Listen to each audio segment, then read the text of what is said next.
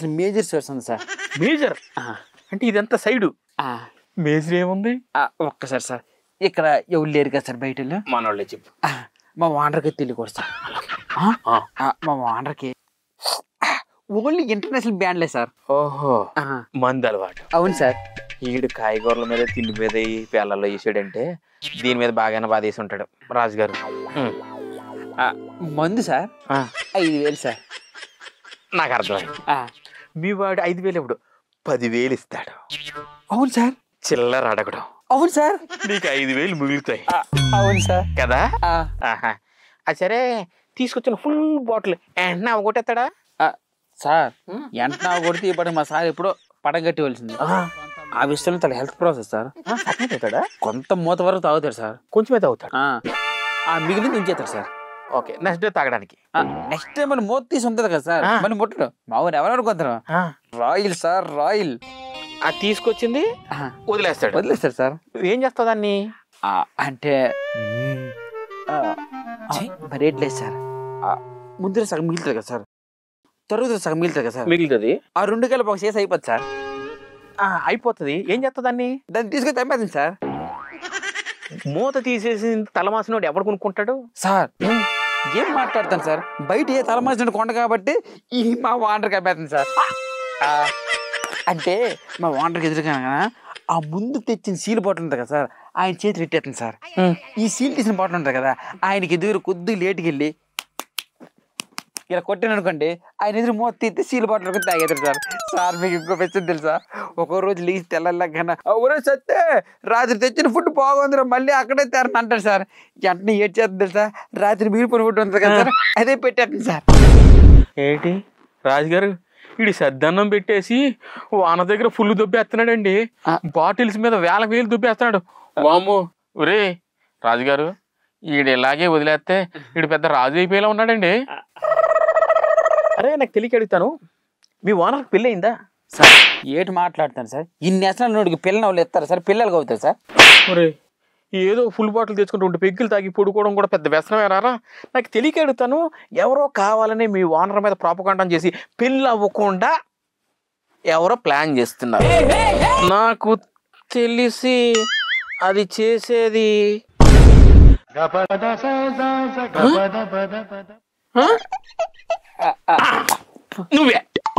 నువ్వేనా? నేనే సార్. చూసారా రాజుగారు, తెన్నింటి వాసాలు ఎక్కెడుతున్నాడు. వానర్కి పెళ్ళి అవ్వకుండా మనోడే ప్రాపకాండం చేస్తున్నాడంట. అసలు నీకు బుద్ధి ఉందా? మీ వానర్కి పెళ్ళి అవ్వకుండా ఇలాంటి ప్రాపకాండాలు చేస్తావా? అసలు మనిషివేనా నువ్వు? ఏంటి సార్, ఒక సాటి మనిషి అయిందో సాటి మనిషి బాగుపడుతుంది చూడలేకపోతాను. మీరు ఏం మనుషులు సార్, నాకు అర్థం కాదు. ఇప్పుడు శుభ్రం చెప్తాను, ఆయనకి శుభ్రం పెళ్లి చేస్తాం అనుకోండి, ఆ పెళ్లి చేసుకుని శుభ్రం ఏటవుతాడు, ఫ్యామిలీతో హాయిగా ఉంటాడు. అప్పుడు నన్ను మర్చిపోతారు కదా సార్. అయితే నా ఇన్కమ్ సోర్స్ నా ఇదంతా ఎక్కడ నుంచి తెచ్చుకుంటాను సార్? అప్పుడు ఆయన పెళ్ళి అవ్వకుండా ఉంటే నాకు ఇన్కమ్ సోర్స్ వస్తుంది. అయినా నాన్నగారు చచ్చిపోయే ముందు ఏంటన్నారు తెలుసా సార్? ఏమన్నారు?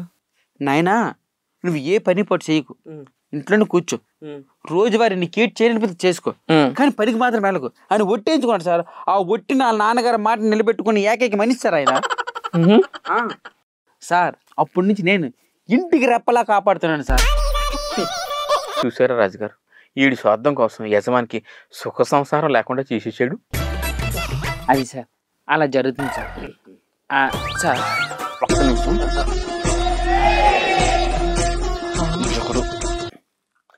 హలో, వస్తాను. ఎందుకలా గాబర్ అయిపోతాను? నేను వచ్చాక ఫోన్ చేస్తానులే. టీ షాప్ దగ్గర. సీరియస్గా మాట్లాడుతున్నాడంటే అలా ఆవిడయ్యి ఉంటుంది. ఇంతకీ ఎవరండి? నా డ్రైవర్ సార్.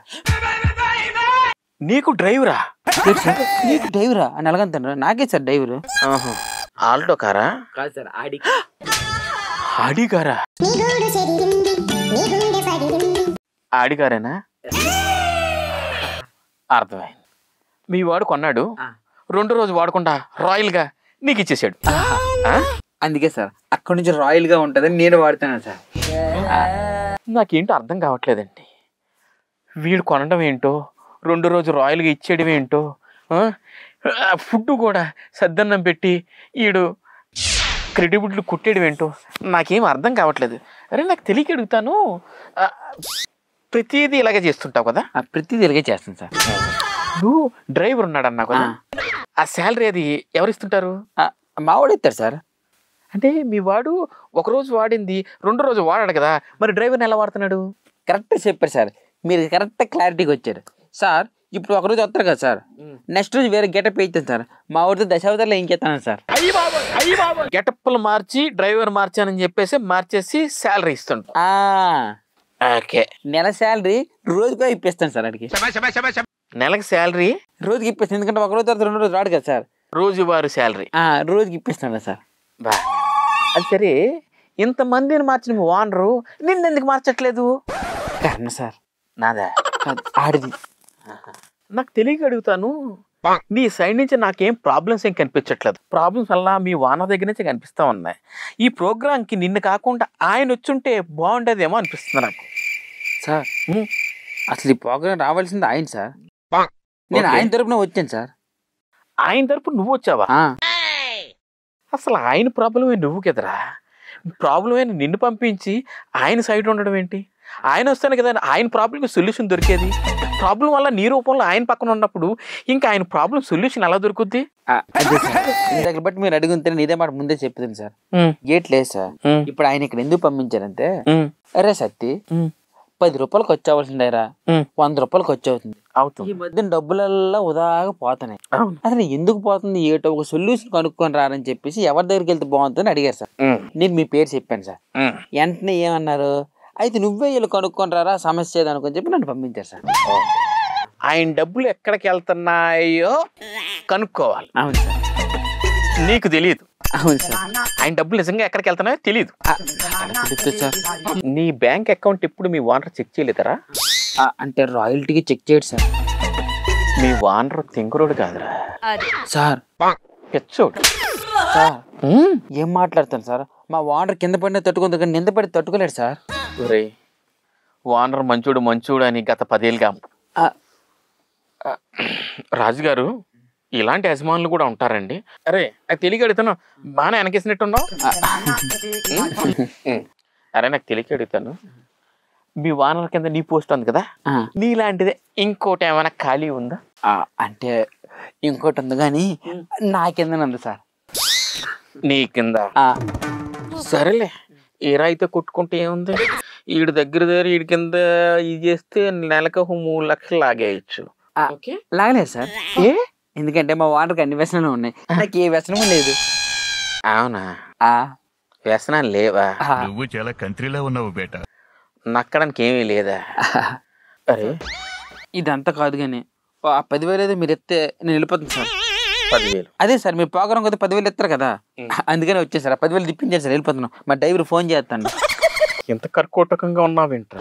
10,000 మేము ఎవరా, వచ్చిన వాళ్ళ దగ్గర తీసుకుంటాం, నీ దగ్గర నుంచి మేము తీసుకోవాలి. అయినా నాకు తెలియక అడుగుతాను, ఈ ఎపిసోడ్లో మొత్తం చూస్తూ ఉంటే విలన్న కింద నువ్వే కనిపిస్తూ ఉన్నావు.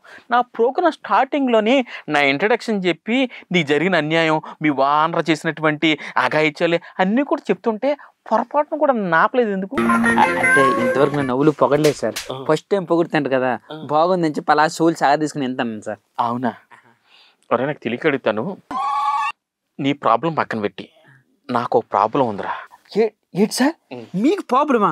ఏం ప్రాబ్లం సార్?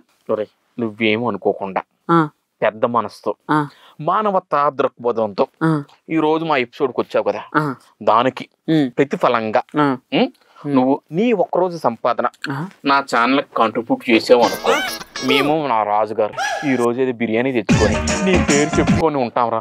ఎందుకంటే రోజు 1,000 తినలేకపోతున్నాం క్యాంటీన్లో.